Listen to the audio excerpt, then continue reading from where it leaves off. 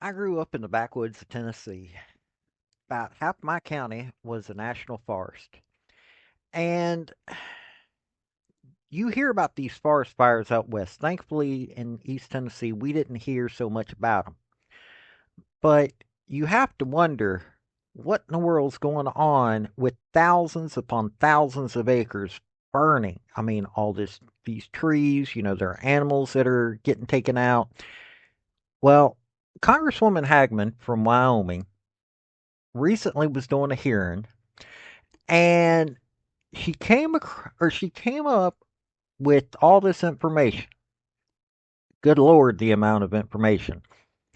And this has something to do with something called the roadless rule, where they ain't putting roads in to some of these places, and this is a lot of what's causing these forest fires, among other things.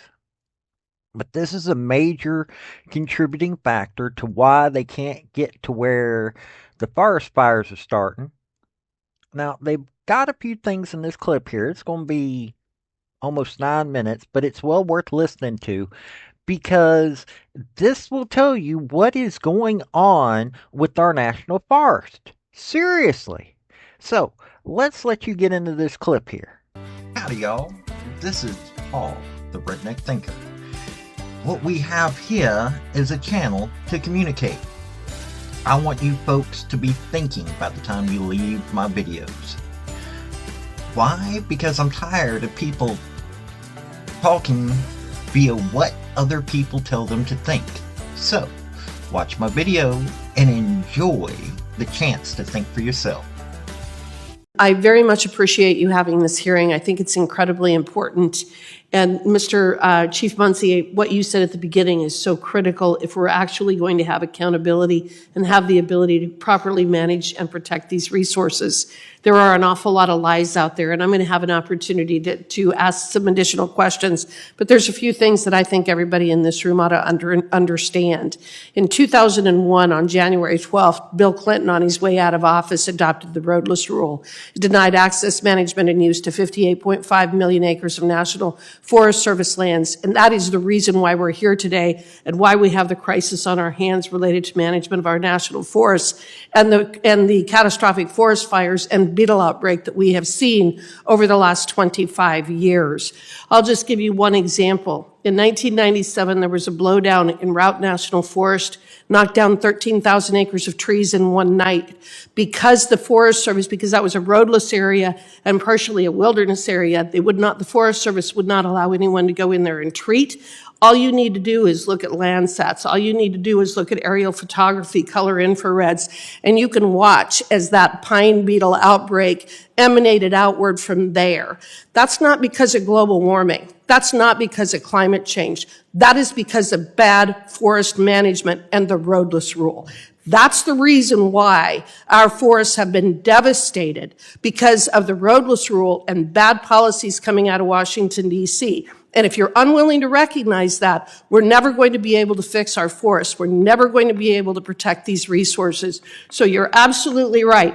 Until we're honest about what has happened in our national forests, we're not going to protect this resource. With that, I yield back. I filed a lawsuit in 2001 challenging the roadless rule. I was hired by the state of Wyoming to do that. And there's a few more points that I think are extremely important because, again, this is the source of many of the problems that we're dealing with in terms of forest management. I believe that the roadless rule is one of the most destructive regulations ever adopted in the history of the United States in terms of being able to manage and protect our forests, our watersheds, and our surrounding lands. And in fact, at the time that the roadless rule was adopted, the Forest Service and the Department of Justice defending it knew that it was going to be destructive. And I'll just give you one quote from the attorney who was handling the case in defense of the state, defending it against the state of Wyoming's lawsuit. When we pointed out that there were separate management plans for every forest throughout the United States, that it was inappropriate to treat all roadless areas the same, that a one-size-fits-all approach does not work, especially when you're talking about forest management. I will never forget what the U.S. attorney said when she got up to defend the roadless rule. She said, "We recognize that in certain areas the roadless rule is going to be ecologically devastating." That was the term that she used. ecologically devastating. But it is more important that we have one rule and one regime coming out of Washington, D.C. to manage these acres than protecting local particular areas. When I went through the administrative record, one of the things that I focused on were the comments that were received by the local foresters, the good men and women who actually work in the states, work in the national forests. They submitted thousands of comments, the vast majority of which opposed the roadless rule, and what they said is, please do not do this to us. Please do not prevent us from being able to manage our national forests. Please do not do this. We are going to have horrific insect infestations, and we are going to have catastrophic forest fires. You are going to destroy the resource if you adopt the roadless rule. Keep in mind, the national forests are 192 million acres strong. They were created within the Department of Agriculture. They are supposed to be managed as a commodity for a continuous supply of timber and a continuous supply of water. They are not a national park, and they are not within the Department of Interior. So the adoption of the roadless rule, again, is why we are facing this circumstance. The Fix Our Forest Act, which passed the House, expanded the permissible use of the Good Neighbor Authority to include reconstruction, repair, and restoration of roads on non-U.S. Forest Service lands to support forest management projects, and it did a whole variety of other things. And I'm very, very pleased that our panel today seems to be unanimous in supporting our Fix Our Forest Act. Mr. Weiner, I would like to refer to you. It is my understanding that there are some in the Senate who have proposed removing certain aspects of this bill. Could you please speak to the benefit of the authority that I just described that is expanded in the Fix Our Forest Act, and what that would do to our ability to have active management? Yeah, around Good Neighbor Authority? Yes, please. Yeah, Good Neighbor Authority is a really important tool to help build capacity for states to do some of this work on the ground, state and local partners, right? And I think that even if you take a step back from the current funding and workforce crisis that we're facing right now at the Forest Service, we're nowhere near on track to meet our goals. We need to come up with creative ways to fund these kinds of projects, and expanding Good Neighbor Authority is critical to doing that. I appreciate that. And Chief Muncy, from your duty to provide community protection, can you explain why access to the ignition point is critical and how good roads and infrastructure enable this capability? Yeah, it's a simple answer, is that fires are going to double in size every 4 minutes or so. If we can't make access, these fires are going to continue to grow. Now, there's other things that are important besides access. That's early detection. That's both terrestrial and celestial, such as low Earth orbiting satellites, and I think that this ecosystem is critical. Having the ability to detect wildfires, and an example I can give you is you have a lightning that starts a smoldering fire. It may not produce any smoke.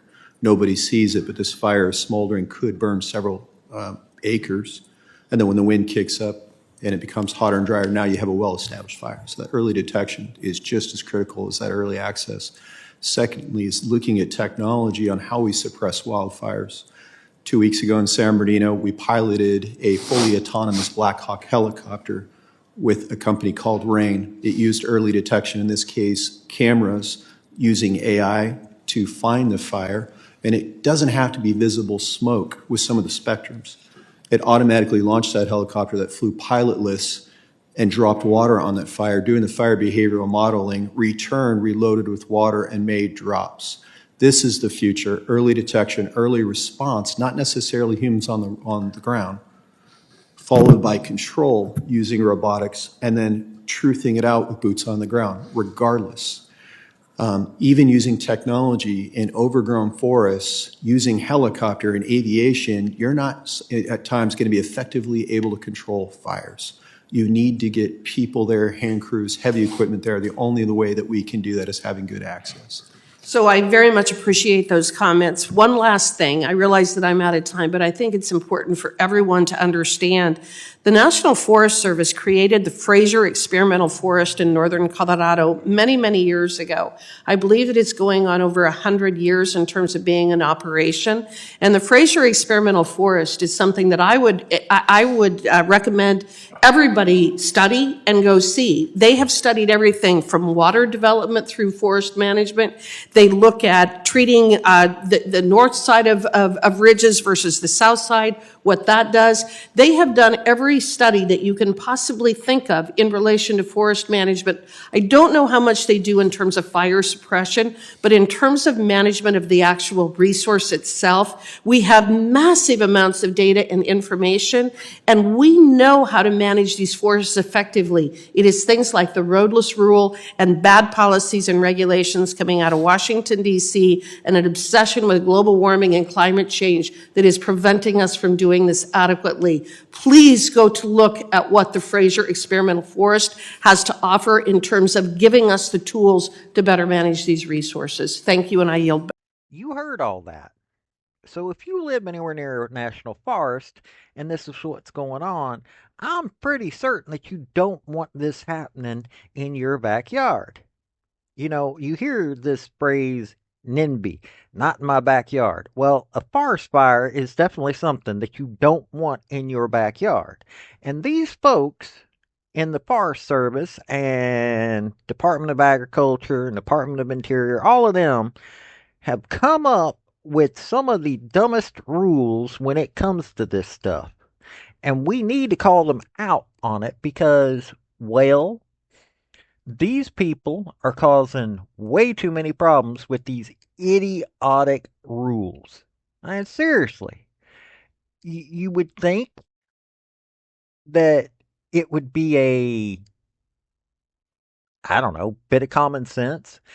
But the House Committee on Natural Resources hearing this, especially here's a woman who's on the subcommittee on water, wildlife, and fisheries, and subcommittee on energy and mineral resources. This is someone that's hearing this information, and you can tell that she's really knowledgeable about it. Comes a point where people like her need to be heard and getting things fixed. Just thought I'd bring this up. This has been Paul, Redneck Thinker. Y'all have a good day now. Bye. So, folks, that's the story that I wanted to bring you on this video. And I just wanted to say thank you again for coming by. Hit like, subscribe, comment, all that fun stuff if you don't mind. Help me out. So, y'all have a good day now.